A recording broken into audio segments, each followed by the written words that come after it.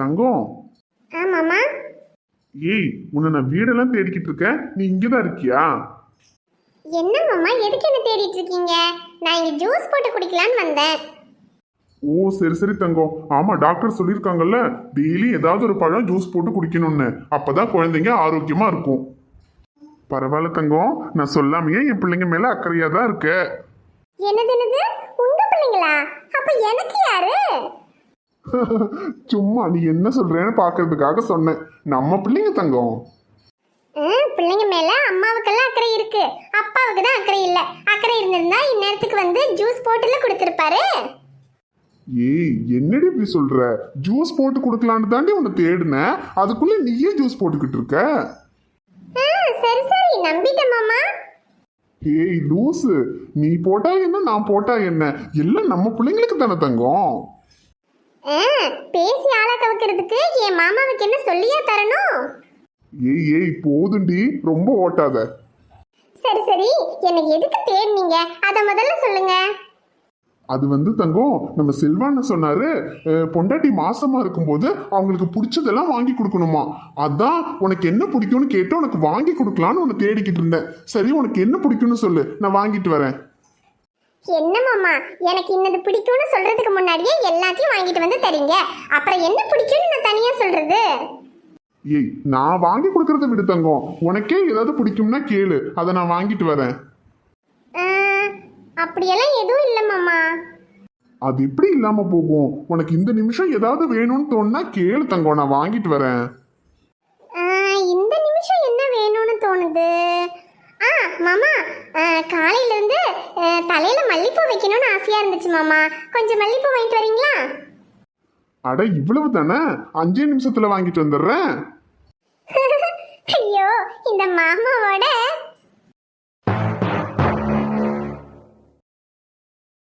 தங்கம், என்ன மாமா, கரெக்டா 5 நிமிஷத்துல வாங்கிட்டு வந்துட்டீங்க? பின்ன கதிர்னா சும்மாவா? வேற லெவல் மாமா நீங்க. சரி சரி, கொடுங்க. அப்படியெல்லாம் கொடுக்க முடியாது, நான் தான் வச்சு விடுவேன். ஐயோ, என்ன மாமா நீங்க, யாராவது பார்த்தா என்ன நினைப்பாங்க? கொடுங்க, நானே வச்சுக்கிறேன். ஏய் என்னடி, நான் என்ன பக்கத்து வீட்டுக்காரன் பொண்டாட்டிக்கா பூ வச்சு விடுறேன்னு சொல்றேன்? என் பொண்டாட்டிக்கு தானடி, அதை பார்த்து யாரு என்ன நினைக்க போறா? ஐயோ சரி சரி மாமா, வச்சு விடுங்க.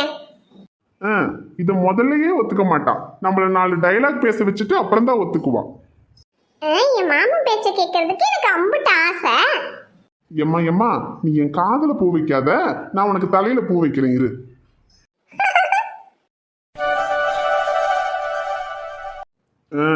இப்ப அழகா இருக்கடி பொண்டாட்டி. சரி மாமா, இருங்க, உங்களுக்கும் ஜூஸ் போட்டு தரேன். ஏய் வேணாம் வேணாம் தங்கம், எனக்கு வேணாம், நீ போட்டு குடி. எனக்கு ஒரு முக்கியமான வேலை இருக்கு, நான் போயிட்டு வந்துடுறேன். சரி மாமா. ஆசை மச்சான் வாங்கி தந்த மல்லியப்பூ, அது தானாகத்தான் தந்ததம்மா புல்லரிப்பு. ஆசை மனச தூண்டி அது மாமன் நினைப்ப கூறும். தான தந்தன தானா தன தான தந்தன தானா, அடி பேச்சியம்மா மாரியம்மா சேர்ந்து கும்மியடி. ஏ மாமனுக்கு தூது விட்டு பாட்டு சொல்லியடி. அம்மா. வாங்கம்மா, என்னம்மா வேணும்? ஆமாடி, கொஞ்சம் தண்ணி வேணும். இருங்கம்மா தரேன். ஆமாடி, இந்த பாட்டிலில் கொடுத்தீங்கன்னா போதும்மா. எதுக்குமா? உங்களுக்கு தண்ணி வேணும்னா இங்கே கிச்சனில் வந்து எடுத்து குடிங்க, இல்லை வேற ஏதாவது வேணும்னாலும் வந்து எடுத்துக்கங்கம்மா. எதுக்கு தயங்கி தயங்கி இருக்கீங்க? ஐயோ அதெல்லாம் ஒன்றும் இல்லைம்மா. இல்லைம்மா, நான் நீங்கள் வந்ததுலேருந்தே பார்க்குறேன், நீங்கள் ரூம்குள்ளேயே அடைஞ்சு கிடக்குறீங்க. வெளியே வந்து கொஞ்ச நேரம் ஹாலில் டிவி பாருங்க, இல்லைன்னா வெளியே வந்து உட்காருங்க, இல்லை அத்தை கூட பாட்டி கூடலாம் பேசுங்க. அதை விட்டுட்டு தனியாக ரூம்குள்ளேயே இருக்கீங்களேம்மா. நீங்கள் தயங்கி தயங்கி இருக்க வேண்டிய அவசியமே இல்லை, இதுவும் உங்கள் வீடு மாதிரி தாம்மா. சரி, டீ ஏதாவது போட்டு தரட்டாம்மா? இல்லைம்மா வேண்டாம், நீ சொன்னதே போதும்மா. எனக்கு இதில் தண்ணி மட்டும் கொஞ்சோண்டு கொடுமா, போதும். சரிங்கம்மா, கொடுங்க. சே, எவ்வளோ தங்கமான பிள்ளையா இருக்கு. இந்தாங்கம்மா. இன்னும் வேற ஏதாவது வேணும்னாலும் தயங்காம கேளுங்க, தயங்கி தயங்கி ரூம்லயே இருக்காதீங்க. சரிம்மா. சே பாவம், என்னதான் இருந்தாலும் மருமக வீட்ல வந்து இருக்கிறதுக்கு கொஞ்சம் தயக்கமா இருக்கு போல.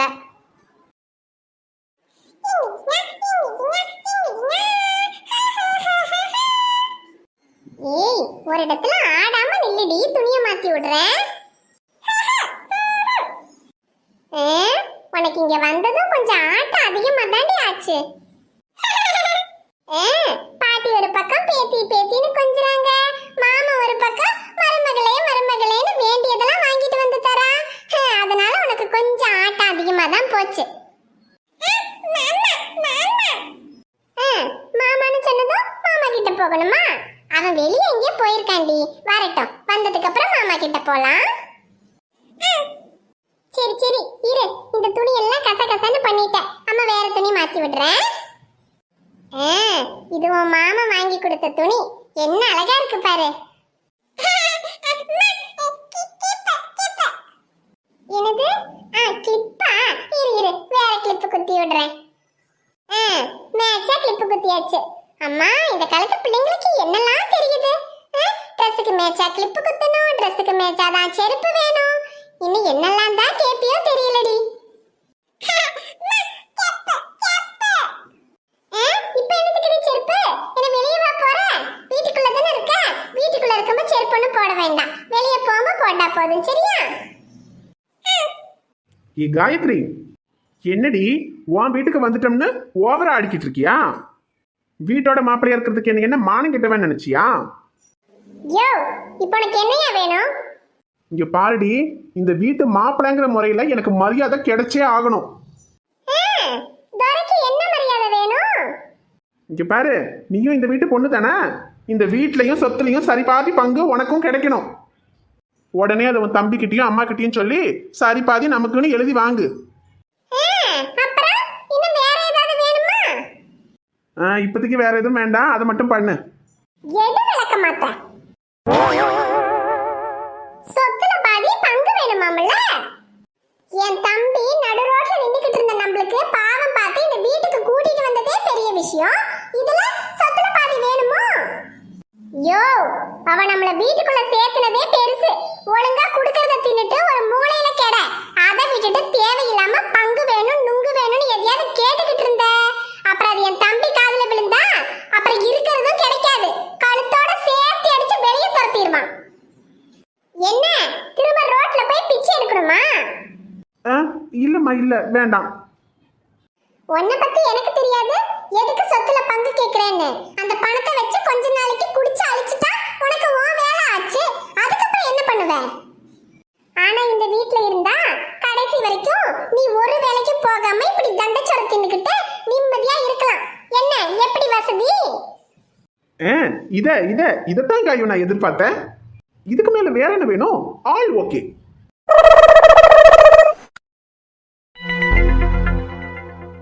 சக்தி, மன்னிச்சிருப்பா, நான் அந்த இடத்துல உனக்காக தான்ப்பா வேலைக்கு சொல்லி வச்சிருந்தேன், அதுக்குள்ள எம்டிக்கு தெரிஞ்சாளுன்னு சொல்லி வேற யாரையோ சேர்த்துக்கிட்டு இருக்காங்க. பரவாயில்ல விடு பச்சைக்கிளி, அதுக்கு நீ என்ன பண்ணுவ? சரி, வேற எங்கேயாவது இருந்தா நான் பாத்துக்கிறேன். சரிப்பா சக்தி, நீ ஒன்றும் கவலைப்படாத, எனக்கு தெரிஞ்சு இன்னும் 2-3 இடத்துல கூட நான் வேலைக்கு சொல்லியிருக்கேன், அவங்க கூப்பிட்டா நான் உனக்கு சொல்றேன்ப்பா.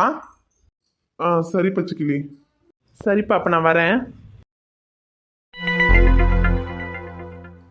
வேலை கிடைக்காதது கூட பரவாயில்ல, ஆனா பணமும் கிடைக்கலையே. கையில் வேற நாளைக்கு காலேஜில் ஃபீஸ் கட்டணும்னு சொன்னா, இப்போ என்ன பண்றது? யார்கிட்ட கேட்டும் இல்லைன்னு சொல்லிட்டாங்க. வேற வழி இல்லை, செயினை வச்சு பணத்தை ரெடி பண்ண வேண்டியதுதான். ஐயா, செயின் ஒன்று அடமானம் வைக்கணும். செயினை கொடு தம்பி, வெயிட் பார்த்துட்டு எவ்வளோ வரும்னு சொல்றேன். ஒரு நிமிஷம். இந்தாங்க. கொடுப்பா. செயினும் 2 பவன் இருக்கும். அடமானம் வச்சா 40 தாரேன், வித்தா ஒரு 60 தாரேன். சரி, விற்கிறேன், எனக்கு 60,000 ரூபாய் கொடுங்க. சரி தம்பி, இரு. இந்தாப்பா, இதுல 60,000 ரூபாய் இருக்கு, எண்ணி பார்த்துக்கோ.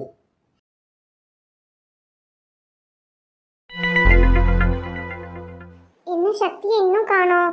வேலை ரெடி பண்ணிட்டு வரேன்னு சொன்னாரு, வேலை கிடைச்சிருக்குமா என்னன்னு தெரியலையே. கையல். சக்தி, வந்துட்டீங்களா? அம்மா, என்ன சக்தி இதெல்லாம்? கையல், காலேஜுக்கு இருக்கிற 4 சுடிதாரையே மாத்தி மாத்தி போட்டுட்டு போயிட்டு இருக்கல்ல, அதான் உனக்கு ஒரு 5-6 செட்டு சுடிதார் வாங்கினேன். என்னது சுடிதாரா? இப்ப எதுக்கு சக்தி இதெல்லாம்? அது சரி, வேலை ரெடி பண்ணிட்டு வரேன்னு போனீங்களே, வேலை கிடைச்சதா? அது வந்து ஏய், அப்புறம் காலேஜுக்கு 3000 ரூபாய் பணம் கட்டணும்னு சொன்னல, இரு இந்தா இதுல 3000 ரூபாய் இருக்கு, காலேஜ்ல கட்டிரு. இன்னும் வேற ஏதாவது பணம் தேவைன்னாலும் சொல்லு, சரியா? சக்தி, வேலை கிடைச்சதான்னு கேட்டேன். அது கிடைக்கல கையல். இது வேலையும் கிடைக்கல, அப்புறம் இதெல்லாம் வாங்குறதுக்கு இந்த பணம் எங்க இருந்து சக்தி வந்துச்சு? ஏய், அதெல்லாம் உனக்கு எதுக்கு? இந்த பணத்தை புடி. இந்தா இந்த ட்ரெஸ் எல்லாம் போய் கரெக்டா இருக்கான்னு போட்டு பாரு. இங்க பாருங்க சக்தி, இப்ப இந்த பணம் எப்படி வந்துச்சுன்னு சொல்லலன்னா எனக்கு இது எதுவுமே வேண்டாம். ஏய், இப்ப என்ன, இந்த பணம் எங்கிருந்து வந்துச்சுன்னு உனக்கு தெரியணும், அவ்வளவுதானே? என் ஃப்ரெண்ட் ஒருத்தனுக்கு முன்னாடி நான் பணம் கொடுத்துருந்தேன், அவன் திருப்பி கொடுத்தான், அதுலதான் இதெல்லாம் வாங்கிட்டு வந்தேன். போதுமா? இந்தா புடி. ஆமா சக்தி, உங்க கழுத்துல இருந்த செயின் எங்க? அது வந்து சக்தி, உண்மையா சொல்லுங்க, செயினை வச்சுதான் இதெல்லாம் வாங்கிட்டு வந்தீங்களா? ஆம், ஆமா கையல், வேற என்ன பண்ண சொல்ற? பணம் யார்கிட்டயுமே கேட்டு கிடைக்கல, வேலையும் கிடைக்கல, ஃபீஸ் கட்டுறதுக்கு வேற என்ன செய்யறது? அதான் செயினை வித்துட்டேன். என்னது, வித்துட்டீங்களா? ஆமா கையல், இனி எப்ப வேலை கிடைக்கும்னு தெரியாது. அது வரைக்கும் உனக்கு காலேஜுக்கு ஏதாவது தேவைப்பட்டாலோ இல்ல எனக்கும் வேலை தேடுறதுக்கு பைக்குக்கு பெட்ரோல் போடணும், எல்லா செலவுக்கும் பணம் வேணும்ல கையல். கல்யாணத்துக்கு முன்னாடினா அண்ணனுங்க கிட்ட கேட்பேன், ஆனா இதுக்கப்புறம் அண்ணனுங்க கிட்ட 1 ரூபாய் கூட வாங்கக்கூடாதுன்னு முடிவு பண்ணியிருக்கேன். அதனால இந்த பணத்தை வச்சு வேலை கிடைக்கிற வரைக்கும் சமாளிப்போம், அதுக்குள்ள எப்படியாவது ஒரு வேலையை ரெடி பண்ணிடுவோம் கையல். என்ன சக்தி இதெல்லாம்? என்னால தானே உங்களுக்கு இவ்ளோ கஷ்டம். ஹே லூசு, இதுல என்னடி கஷ்டம்? நான் உன் புருஷன்டி, இதுக்கப்புறம் உன்னை பார்த்துக்க வேண்டியது, உன்னை படிக்க வைக்க வேண்டியது எல்லாம் ஏன் பொறுப்பு. இங்க பாரு, நீ தேவையில்லாம வருத்தப்பட வேண்டிய அவசியமே இல்லை. அது மட்டும் இல்லாம புருஷனுக்கு ஒண்ணுன்னா பொண்டாட்டிங்க மட்டும்தான் தாலி செயினை கழட்டி கொடுக்கணுமா? ஏன் பொண்டாட்டிக்காக புருஷன் செயினை கொண்டு போய் வச்சு பணத்தை ரெடி பண்ணி கொடுக்க கூடாதா? போங்க சக்தி, நான் தான் அக்காட்ட கேக்குறேன்னு சொன்னல. ஏய், நான் இப்பதானே சொன்னேன் அண்ணனுங்க கிட்ட 1 ரூபாய் கூட வாங்கக்கூடாதுன்னு. நீ அண்ணி கிட்ட கேட்டா அண்ணி எங்கிருந்து பணத்தை கொடுப்பாங்க? சிவானன் கிட்ட தானே கேட்பாங்க. அதெல்லாம் வேணாம் கையல், இனி நம்மளோட செலவு எதுவா இருந்தாலும் அதை நானே பாத்துக்கிறேன். இங்க பாரு, எல்லாம் எனக்கு ஒரு வேலை கிடைக்கிற வரைக்கும் தான், அப்புறம் எல்லாம் சரியாயிடும் கையல். சக்தி, உனக்கென மட்டும் வாழும் இதயமணி, உயிருள்ள வரை நான் உன்னடி மழடி. வணக்கம் நண்பர்களே, எல்லாரும் எப்படி இருக்கீங்க? நாங்க தான் உங்க கதிர்வேல் அமுதவள்ளி. இந்த வீடியோ உங்களுக்கு பிடிச்சிருந்தா மறக்காம வீடியோவுக்கு லைக் பண்ணுங்க. வீடியோ எப்படி இருந்துச்சுன்னு மறக்காம கமெண்ட்ல சொல்லுங்க. நம்ம வீடியோவை உங்க ஃப்ரெண்ட்ஸுக்கும் ஃபேமிலிக்கும் மறக்காம ஷேர் பண்ணுங்க.